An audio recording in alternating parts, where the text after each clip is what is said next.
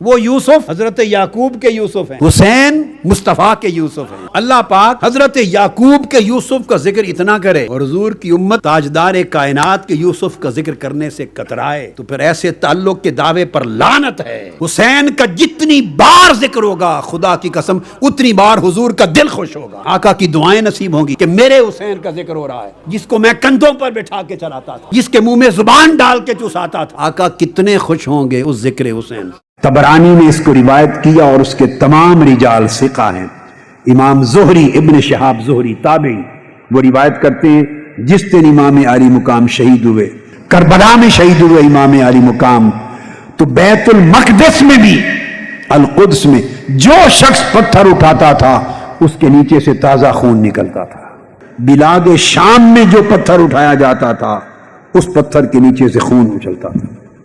یعنی یہ آثار تھے۔